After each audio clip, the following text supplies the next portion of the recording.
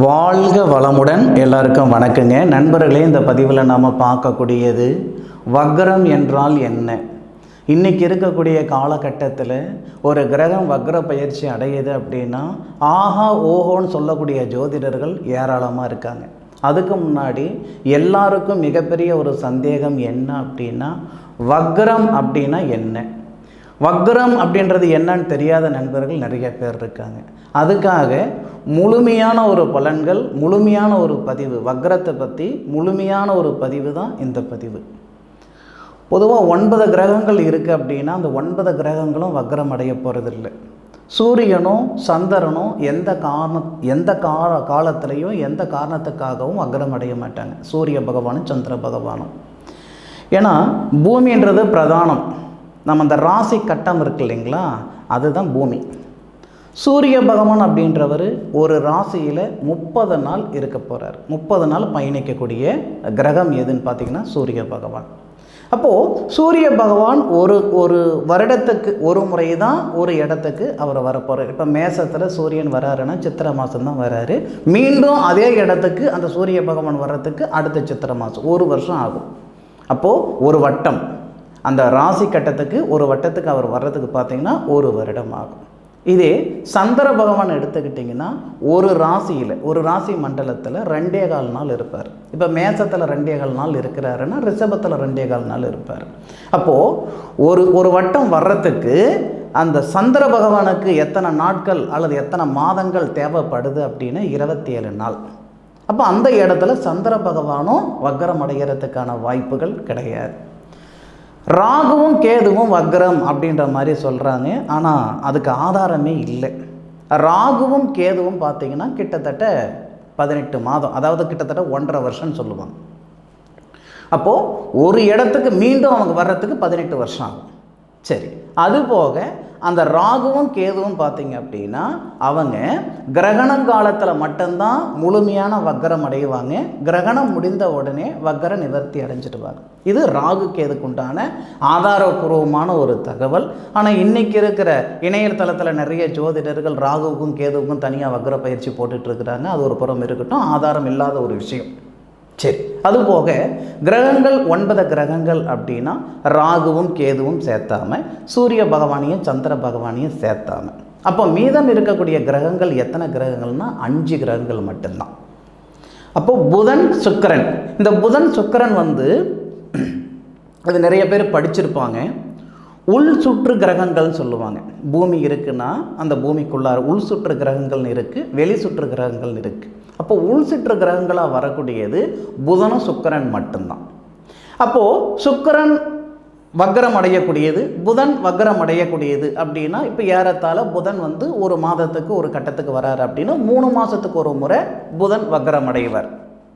அப்போ புதன் வக்ரம் அடைஞ்சால் எந்த மாதிரியான பலன்கள் வரும் அப்படின்னா, பொதுவாக புதன் வக்ரம் அடைஞ்சால் புத்தி கொஞ்சம் மந்தமாக இருக்கும், அவசரப்பட்டு ஒரு வேலை செஞ்சு விடுவோம், ஒரு இடம் விற்கணும்னு அவசியமே இல்லை, அந்த நேரத்தில் யாராவது ஏதாவது ஒன்று சொல்லுவாங்க, சொன்ன உடனே அந்த இடத்த விற்றுப்பிடுவாங்க.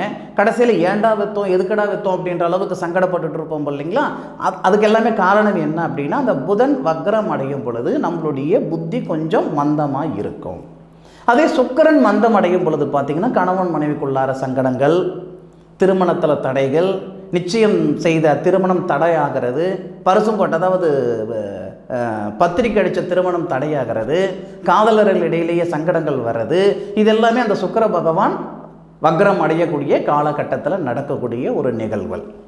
இப்போது வெளி சுற்று கிரகங்கள் வக்ரம் அடையும் பொழுது தான் நாம் பிரதானமாக பார்க்கக்கூடியது அந்த வெளி சுற்று கிரகங்கள் வக்ரம் அடையும் பொழுது. வெளி சுற்று கிரகங்கள் அப்படின்னா அதில் ஃபஸ்ட்டு கிரகம் எதுன்னு கேட்டிங்கன்னா செவ்வாய். அவர் தான் ஃபஸ்ட்டு கிரகம். 45 நாள் ஒரு ராசி மண்டலத்தில் அவர் பயணிக்கக்கூடிய காலகட்டம் பார்த்திங்கன்னா 45 நாள். அப்போது 45 நாள் ஒரு ராசியில் அவர் இருக்கிறாரு. மேசத்தில் 45 நாள், ரிஷபத்தில் 45 நாள், இப்படி வரார் அப்படின்னா அவருடைய காலகட்டம் பார்த்திங்கன்னா கிட்டத்தட்ட 1.5 வருஷம் வரும். அந்த செவ்வாவுடைய காலகட்டம் கிட்டத்தட்ட 1.5 வருஷம் வரும். அப்போது 1.5 வருஷத்துக்கு ஒரு முறை தான் அவர் வக்ரம் அடைவார். அதில் எந்த விதமான ஒரு மாற்று கருத்தும் கிடையாது. சரிங்களா. 1.5 வருஷத்துக்கு ஒரு முறை தான் செவ்வாய் வக்ரம் அடைவார். 2 மாதம் வக்ரம் அடைவார்.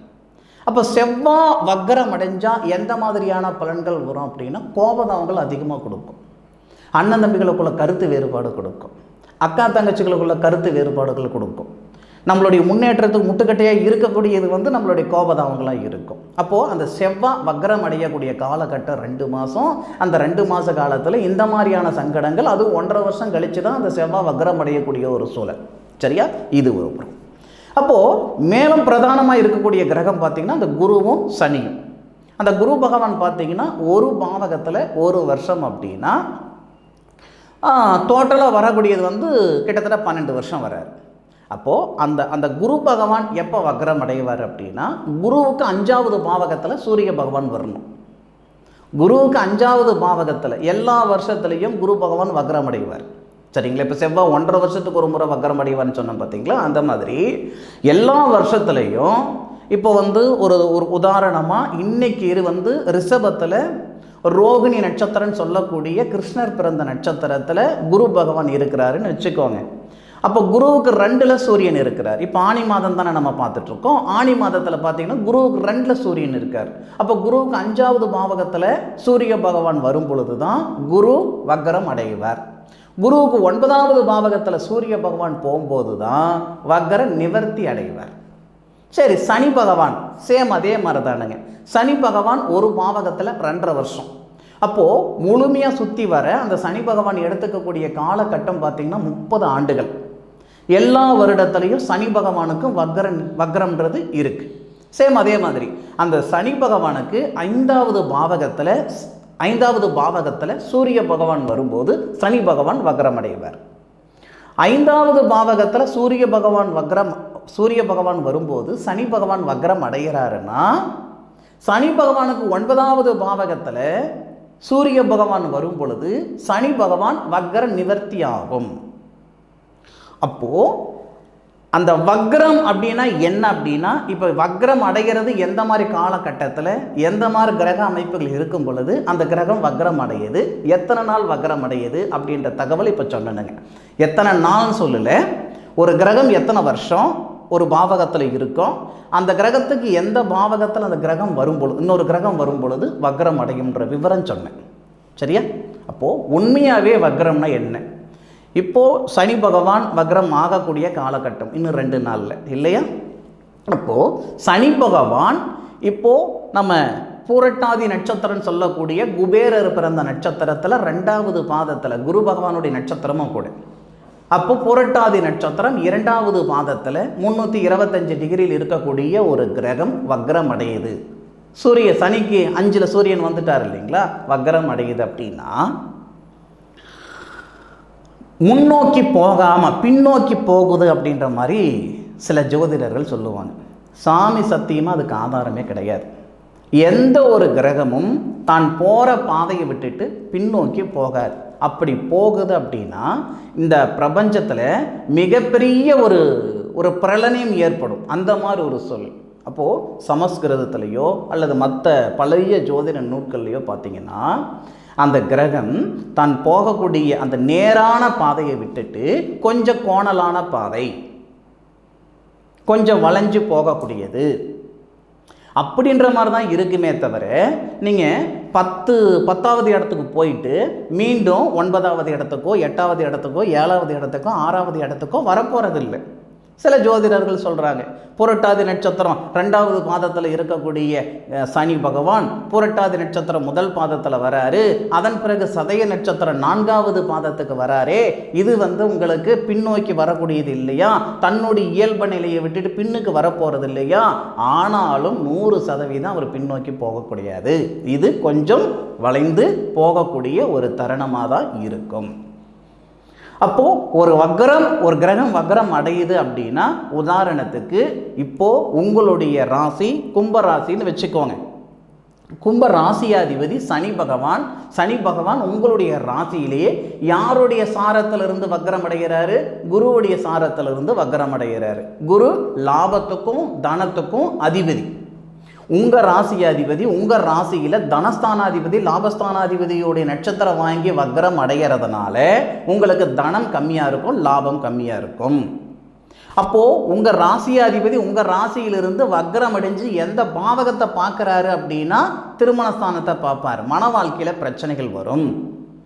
உதாரணத்துக்கு மேச ராசியில் உள்ளவங்களுக்கு சனி பகவான் வக்ரம் அடைகிறாரு அப்படின்னா 11வது பாவகத்துக்கு அதிபதி லாபஸ்தானாதிபதி 12வது பாவகத்துக்கு அதிபதியும் 9வது பாவகத்துக்கு அதிபதியான குரு பகவானுடைய சாரத்தில் அவர் வக்ரம் அடைகிறாருன்னா உங்களுக்கு விரயங்கள் அதிகமாக வரும், லாபஸ்தானம் தடையாகும்.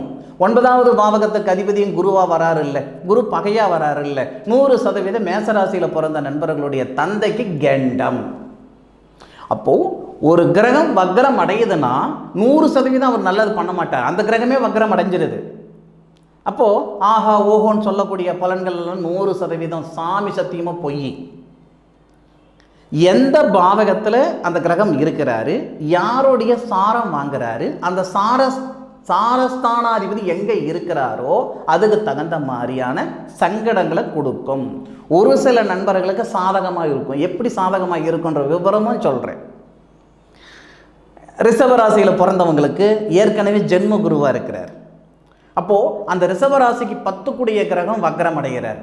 10 கூடிய கிரகம் வக்ரம் அடைஞ்சி உங்களுடைய ராசிக்கு 4வது பாவகத்தை பார்க்குறாரு. அப்போ ரிஷபராசிக்கும் சங்கடங்கள் கொடுக்கும், மிதுன ராசிக்கு கொஞ்சம் சாதகமாக இருக்கும். சரிங்களா? ஏற்கனவே பாதகத்தை கொடுத்து மிதுன ராசிக்கு 9வது பாவகத்தில் சனி இருந்தார்னா அந்த இடத்துல சனி வக்ரம் அடையும் போது மிதுன ராசி நண்பர்களுக்கு பூர்வீக சொத்தில் இருக்கிற சங்கடங்கள் சரியாகும், அப்பாவுக்கும் உங்களுக்கு இருக்கிற கருத்து வேறுபாடு சரியாகும். ஏற்கனவே பாதகத்தை கொடுத்துக்கிட்டு இருந்தால் அது சாதகமாக இருக்கும். சரிங்களா? சாதகமாக ஒரு கிரகம் இருக்குன்னா அந்த கிரகம் வக்ரம் அடையும் போது கண்டிப்பாக 100% பாதகமான பலன்களை கொடுக்கும். சரிங்களா? குரு வக்ரம் அடையும் போது புத்திரஸ்தானத்தில் சங்கடங்கள் கொடுக்கும், பூர்வீகத்தில் சங்கடங்கள் கொடுக்கும், எண்ணம் புத்தி சிந்தனை கொஞ்சம் சிக்கலாக இருக்கும். குரு சனி பகவான் வக்ரம் அடையும் போது 100% தொழில் சார்ந்த விஷயங்களை பாதிக்கும். சனி பகவான் எந்த இடத்த பார்க்குறாரோ அந்த பாவகத்துக்கு என்ன பலனோ அந்த மாதிரி பலன்களை நமக்கு பாதிப்புகள் கொடுக்கும். அப்போது நமக்கு வக்ரம் அப்படின்றது இதுதானங்க. எல்லா கிரகங்கள் வக்ரம் அடைஞ்சிரும் அப்படின்னு எல்லாம் கிடையாது. சரிங்களா? ஒரு கிரகம் வக்ரம் அடையுதுன்னா சூரியனுக்கும் அந்த வக்ரம் அடையக்கூடிய கிரகத்துக்கும் இடையில பூமி வரணும். அந்த பூமி வரும் பொழுது தான் நமக்கு வக்ரம் அடையும். பூமி ஏன் நம்ம ஜோதிடத்தில் அந்த கட்டத்தில் எடுத்துக்கிடலைன்னா பூமி பிரதானம், அதனால் அந்த ராசி கட்டமாகவே பூமியை வச்சுட்டோம். ராசி நிலை அப்படின்னு நம்ம சொல்கிறோம் இல்லைங்களா, அது பூமியோடைய நிலை. அதை சுற்றி தான் கிரகங்கள் இருக்கிற மாதிரி ஒரு சூழல் இருக்கும். சரிங்களா? இது விஞ்ஞானபூர்வமாக அறிவியல் ரீதியாக பார்த்தீங்கன்னா நிறைய விஷயங்கள் உள்ளார இருக்குதுங்க. அதில் பார்த்திங்கன்னா இந்த கிரகம் பின்னோக்கி போகுது அப்படின்ற மாதிரியெல்லாம் எதுலேயும் கிடையாது, எந்த ஒரு இதுலேயும் கிடையாது. சரிங்களா? இன்றைக்கி இருக்கக்கூடிய ஜோதிடர்கள் அவங்க எப்படி சொல்கிறது, அவங்க அதிகமான ஒரு ஃபேமஸ் ஆகணும் அப்படின்றதுக்காக அவங்க தனித்து நிற்கணுன்றதுக்காக என்னென்னவோ சொல்லலாம். ஆனால் எந்த கிரகமும் 100% பின்னோக்கியெல்லாம் போகிறது கிடையாது. சரிங்களா? நான் தான் முதலே சொன்னேனுங்களே, நேராக போகக்கூடிய பாதை கொஞ்சம் வளைஞ்சி திரிஞ்சு போக மாதிரி ஒரு சூழல் ஏற்படுத்தும். அதே மாதிரி இப்போ வக்ர பயிற்சி, இப்போ சனி பகவான் வக்ரம் அடைகிறாரு அப்படின்னா அதுக்கு எல்லா ராசிக்கும் ஒவ்வொரு ராசிக்கும் எந்த மாதிரியான பலன்கள் கொடுக்கும், 100% ஆதாரபூர்வமாக எந்த மாதிரியான பலன்கள் கொடுக்கும், எந்த நேரத்தில் அந்த மாதிரி பலன்கள் கொடுக்கும் அப்படின்ட்டு நம்ம சேனலில், நம்ம யூடியூப் காளிதாஸ் அஸ்ட்ரோன்ற யூடியூப் சேனலில் விளக்கமாக விரிவாக ஆதாரபூர்வமாக ஒவ்வொரு வீடியோவும் நான் பதிவு பண்ண போகிறேனுங்க. அதில் முழுமையாக கேளுங்க. உங்களுடைய ராசிக்கு சனி வக்ரம் அடையும் போது என்ன தீமை கொடுத்தது, என்ன சாதகத்தை கொடுத்தது, என்ன பாதகத்தை கொடுத்ததுன்றதை நீங்கள் தெரிஞ்சுக்கிடுவீங்க. சரிங்களா? அது போக இந்த சனி பகவான் வக்ரம் அடையக்கூடிய தருணத்தில் உங்களுடைய ஜென்மத்தில் சனி பகவான் உங்களுடைய சுய ஜாதகத்தில் சனி பகவான் சாதகமாக இருக்கிறாரா பாதகமாக இருக்கிறாரா அப்படின்றது ஒரு முறை பார்த்துக்கிடுங்க. என்ன செய்யணும், என்ன செய்யக்கூடாது, எப்படி இருக்கணும், எப்படி இருக்கக்கூடாது, இது எல்லாமே உங்களுடைய சுய ஜாதகத்திலையும் ஒரு முறை பார்த்துக்கிடுங்க.